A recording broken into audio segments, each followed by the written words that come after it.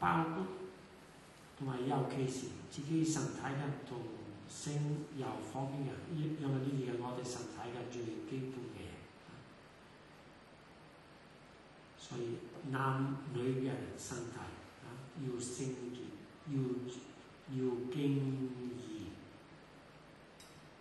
而呢個聖潔，呢個敬意係屬神嘅生活嘅一個表示，係來自聖神嘅一個恩典。好，而家係發揮呢個題目嘅，教宗都用保祿嘅其他嘅章節，佢去睇保祿點樣講身體，就係 O 部分係長啲嘅。但係如果你想了解保祿點樣睇人嘅身體，你要睇呢一段，千祈唔好用肉性啊嗰啲地方，根本唔係講身體嘅。而家呢個非常之多係講身體，人嘅身體，人嘅物質嘅一面。而家請大家聽下佢點樣講。保祿佢會教宗佢會問你識唔識得睇保祿呢點樣嘅聖潔同埋敬意去講人嘅身體。而家我哋一齊。但如今天主卻按自己的意思，把肢體個個都安排在身體上了。假使全都是一個肢體，哪裏還算身體呢？但如今肢體雖多，身體卻是一個。眼不能對手說：我不需要你。同樣，頭也不能對腳說：我不需要你們。不但如此，而且那些似乎是身體上比較軟弱的肢體，卻更為重要。並且那些我們以為是身體上比較欠尊貴的肢體，我們就越發加上尊貴的裝飾。我們不端雅的肢體，就越發顯得端雅。佢係講緊乜嘢咧？佢係講緊人嘅身體，男女嘅身體，講緊性方面嘅身體。係清楚咧，佢係咪冇經意咁樣講嘅？非常尊重，非常純潔。請繼續。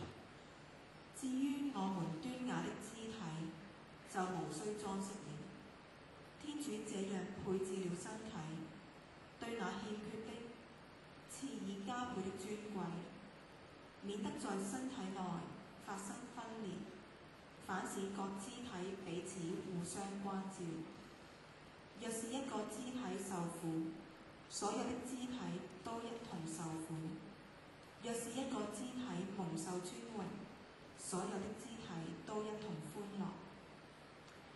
而家呢個係《格林多人前書》12章，保祿講啲嘢咧，同身體嘅神學冇關係啊，係講緊身體。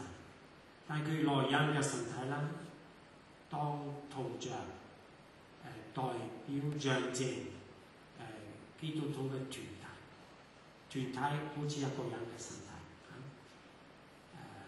所以開始結束緊，你好清楚可以睇到佢係講緊呢個合一啦，要彼此扶持啦，彼此合作嘅。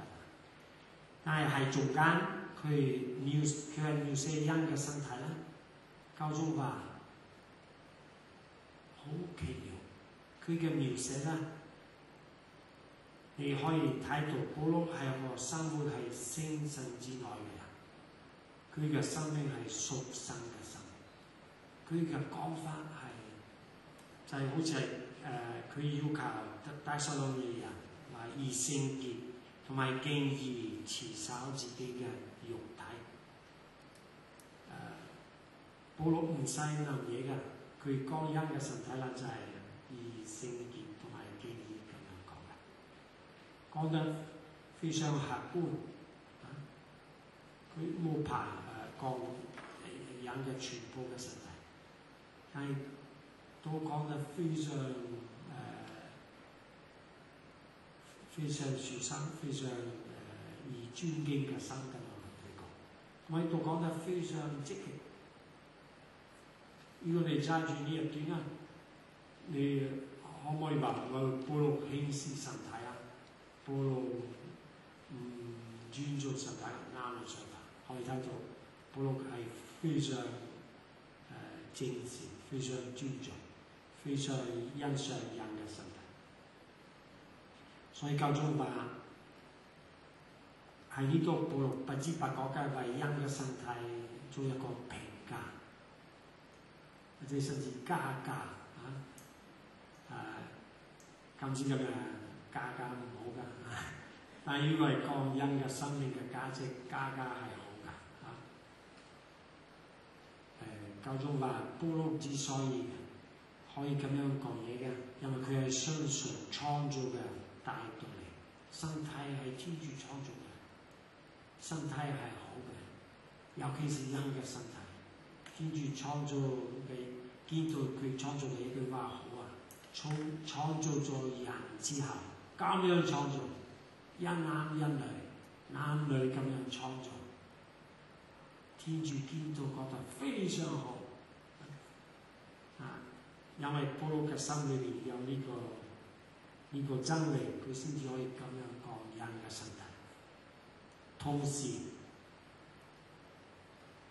保羅係一個相信耶穌嘅人，接受咗耶穌嘅救贖嘅人。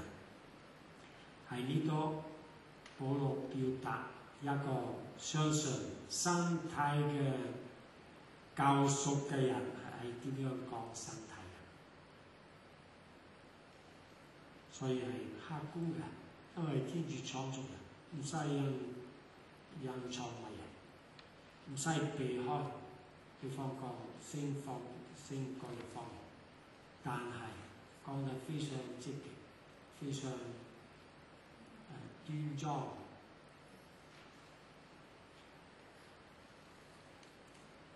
好，而家教宗話保羅嘅呢一種嘅對身體嘅睇法啦。係一個偉大嘅中庸，避開兩個大極端，一個就係異類嘅極端，就係 Manichaeism， 當精神係好嘅，物質係唔好嘅。呢個係人類世世代代有嘅一個思想嘅趨向。保羅一啲都冇。但係同時可以睇到保羅避開另外一個極端，係當時希臘羅馬文化係我哋嘅時代嘅一個極端，就係對身體嘅崇拜 ，cult of the body。睇下保羅呢一段啊，係啊，呢兩個極端一啲都冇影響佢，佢係中間嘅。身體係好嘅，係天主創造嘅，但係一個受造物啦，唔可以當佢係神，好似朝拜物質咁樣朝拜人嘅身體。同埋佢嘅講法裏邊咧，可以睇到佢係針對歷史中嘅人 ，historical man， 係指我哋，係講緊我哋。我哋可以話好複雜嚇，我哋係來自亞當夏娃，亞當夏娃因為短時間冇犯罪，所以佢哋係十全十美嘅。但係佢哋犯咗罪啦，所以而家歷史裏邊咧有罪原罪啦，我哋自己嘅罪。但係咧，而家由耶穌嚟咗天主嘅救贖，所以我哋係來自本來十全十美嘅亞當夏娃。我哋受到原罪嘅影響，但係而家因為領咗洗啦、信咗耶穌啦，我哋係屬神嘅人。呢個就係我哋嘅複雜性。因為你知道係教會嘅道理都係依靠耶穌新約嘅講嘅説話啦。我哋領洗嗰陣時咧，冇犯翻亞當夏娃犯罪之前嘅嗰個十全十